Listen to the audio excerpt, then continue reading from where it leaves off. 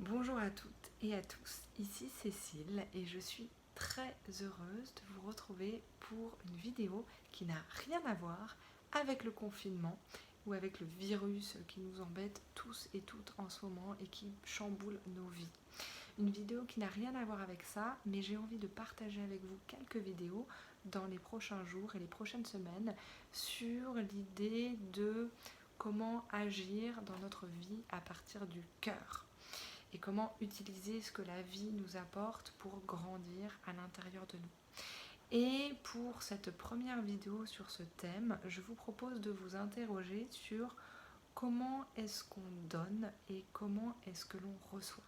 Quel est le rôle de notre ego dans nos actions et quelle est notre motivation et comment est-ce qu'on se positionne par rapport aux autres quand on aide, quand on donne, quand on reçoit. C'est une réflexion qui m'est venue à la suite de plusieurs lectures et au fait d'écouter les écrits et les discours de Ramdas, qui était un professeur en philosophie américain qui est décédé cette année, et puis aussi au travers de différentes lectures et différentes choses que j'ai entendues ces derniers temps et qui m'ont fait beaucoup réfléchir sur ce thème-là. L'idée, c'est comment est-ce qu'on donne, comment est-ce qu'on prend et comment est-ce qu'on se positionne dans cette relation où il y a une personne qui donne ou qui aide et l'autre personne qui reçoit ou qui est aidée. Si on examine la façon dont on agit, pour beaucoup d'entre nous, quand on donne ou quand on aide, on ne donne pas vraiment, mais on prend. On prend d'une certaine manière la liberté de l'autre.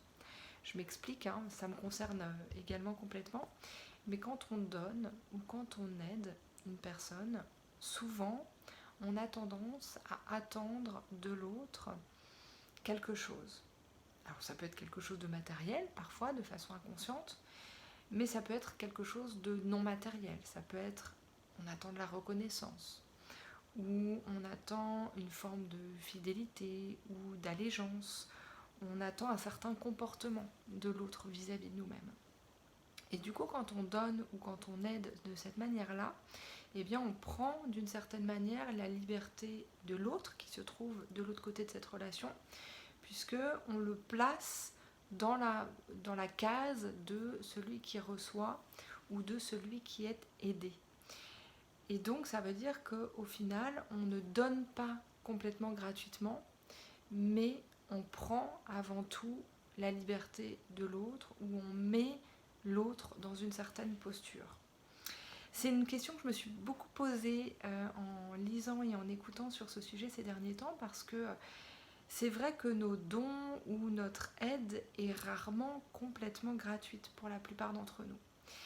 Et quand on agit de cette manière-là, et bien quelque part, on s'enferme soi-même dans une relation de celui qui donne, ou plutôt dans une position de celui qui donne ou de celui qui aide, et en même temps, on enferme l'autre dans une certaine position aussi. C'est comme si on était séparés par cette action de don ou d'aide. Comme si nous, on était enfermés d'une part dans notre position à nous, et l'autre enfermé dans sa position à lui, ou à elle.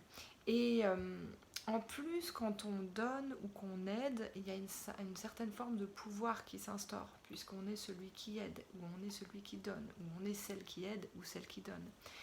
Et cette forme de pouvoir est très gratifiante pour notre ego, d'une certaine manière.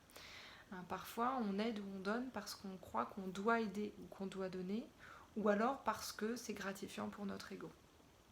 Et moi, je m'invite, et je vous invite, et je nous invite à chercher autre chose dans l'action, à agir à partir de notre cœur, justement. À agir non pas parce qu'il faut le faire, ou par envie comme ça, de bichonner notre ego, mais à agir simplement parce que juste l'action en elle-même est suffisante. Et parce que l'action, le fait d'aider ou de donner, peut nous rapprocher de l'autre personne si on n'attend rien d'elle ou de lui. Et c'est hyper dur, je ne dis pas que c'est facile, et je suis en train de vous amener un sujet que moi-même je trouve assez difficile à incarner, et qui pourtant peut apporter énormément dans notre vie. Si on arrête d'agir juste pour gratifier notre ego, si on arrête d'agir juste pour avoir une forme de pouvoir, mais simplement pour être ensemble dans cette action. Et à partir du moment où on fait ça, on libère aussi l'autre de sa position où il est censé à nouveau avoir une forme d'allégeance ou de gratitude ou de reconnaissance ou quoi que ce soit vis-à-vis de nous. Je dis pas que c'est pas bien d'avoir de la gratitude. Moi, j'ai beaucoup de gratitude pour les gens qui sont dans cette relation d'aide avec moi et qui soit m'apportent quelque chose, ou même pour ceux que je peux aider et qui du coup me permettent de les aider. Mais c'est juste que on essaie de sortir de cette idée de, encore une fois, agir pour notre ego, agir pour cette forme de pouvoir que ça nous donne, ou agir par contrainte, ce qui est encore autre chose, mais ce qui est aussi problématique parce que dans ce cas, ça veut dire que déjà, on ne se sent pas libre dans ce qu'on va faire. Donc je vous invite à réfléchir sur ce sujet. Pourquoi est-ce que vous aidez? Pourquoi est-ce que vous donnez? Pourquoi est-ce que vous servez? Pourquoi est-ce que vous faites ce que vous faites? Et si on essaie de se libérer, encore une fois, de notre motif, ou plutôt de notre motivation, pour aller vers plus de liberté, ça nous fait grandir. Et du coup, on peut prendre le fait d'aider ou de donner quelque chose comme une manière de nous permettre de grandir nous-mêmes, de sortir de notre espèce de carcan, de la case dans laquelle on s'est mise, et d'agir vraiment à partir de l'instant présent et à partir du cœur. De la même façon que, du coup, souvent, quand on est quelqu'un qui donne ou qui aide, on peut avoir du mal à recevoir parce qu'on est très attaché à cette forme de pouvoir que le fait de donner ou d'aider nous offre. Et on n'a pas forcément envie d'être dans la position de celui ou de celle qui est aidé ou qui reçoit et qu'on voit comme une position d'infériorité. Je mets des gros guillemets parce que c'est pas exactement ça et le terme n'est pas forcément assez fin pour recouvrir la réalité de ce qu'on ressent ou de ce qui se passe en nous inconsciemment, mais il y a un peu de ça.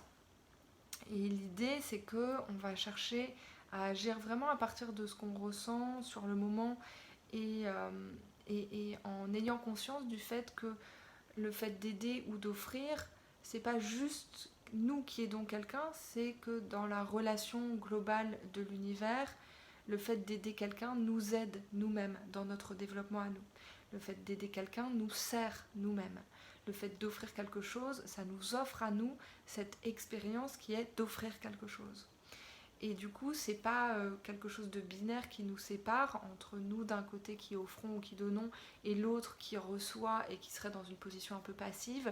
C'est vraiment quelque chose de plus global qui se passe entre nous deux.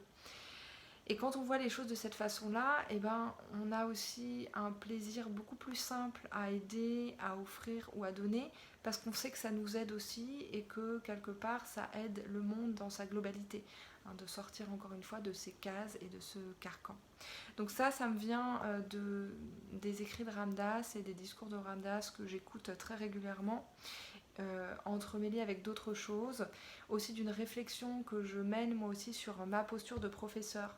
Je considère que moi en tant que professeur, mon rôle c'est d'offrir des outils à mes élèves et de chercher les meilleures façons de leur offrir ces outils pour qu'ils puissent les recevoir.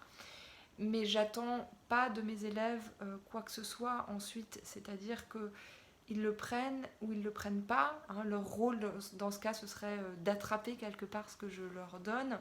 Mais je ne vais pas exiger d'eux qu'ils l'intègrent d'une certaine manière ou qu'ils le reçoivent d'une certaine manière. Parce que entre la façon dont moi je donne quelque chose et entre cette façon-là et la façon dont eux vont le recevoir, il y a un monde. Il y a le monde de nos perceptions à l'un et à l'autre, et moi j'ai pas du tout le pouvoir de contrôler leurs perceptions et leurs besoins à l'instant T, et ce qu'ils ont besoin d'entendre et ce qu'ils ont besoin de recevoir. Et ce qui fait que pour moi c'est un vrai entraînement et un vrai sujet d'apprendre à donner sans attendre de l'autre qu'il reçoive d'une certaine manière ou qu'il me doive quelque chose ou quoi que ce soit. C'est vraiment indépendant. Moi j'offre, je donne, je transmets et la personne reçoit, transforme, incarne ou pas, mais en fonction d'elle-même et de ce qui se passe dans sa vie et de ce qui se passe dans sa tête et de tous ces filtres-là. Je vous invite à réfléchir à ce sujet-là, vraiment pour travailler sur cette idée d'agir à partir du cœur et de ce qu'on ressent. Et je partagerai dans les prochains jours une autre vidéo sur ce thème d'agir à partir du cœur, et ce sera en particulier sur le sujet du burn-out. Voilà, j'espère que cette vidéo vous a plu. C'est peut-être un petit peu perché comme réflexion pour ces jours-ci, mais je crois que c'est intéressant aussi de profiter de cette période particulière pour mener comme ça des réflexions intérieures, avoir une démarche un peu plus introspective que ce qu'on fait d'habitude, parce que c'est aussi une période qui nous invite à ça. Naturellement, cette période du mois de novembre et du mois de décembre où les jours deviennent plus courts, ça nous invite à cette introspection. Cette année, avec le confinement, encore plus. Et donc moi, avec cette vidéo, je vous offre ces outils-là. Vous en faites ce que vous voulez. Moi, ça me fait plaisir déjà de pouvoir les formuler et de vous les offrir. Si ça aide ne serait-ce qu'une personne, j'en serais ravie. Et si ça vous donne des clés pour lire vos comportements et mieux vous comprendre, c'est tout ce que je peux espérer au mieux. Voilà, si vous avez envie de vous abonner à cette chaîne, n'hésitez pas en cliquant sur le bouton qui se trouve en dessous de l'écran. Et pour ma part, je vous souhaite une très très belle journée. Prenez grand soin de vous et je vous dis à très vite pour une nouvelle vidéo. N'hésitez pas à commenter, toujours dans le respect et dans la bienveillance, à partager vos expériences. J'adore les lire, même quand j'ai pas le temps d'y répondre, je les lis et ça me fait toujours vraiment chaud au cœur. Et on se retrouve dans quelques jours avec une nouvelle vidéo. Ce sera peut-être comme ça ou ce sera peut-être en direct, selon le temps que je peux libérer, tout ça, tout ça. Je vous souhaite une très belle journée, je vous embrasse très fort et je vous dis à très vite.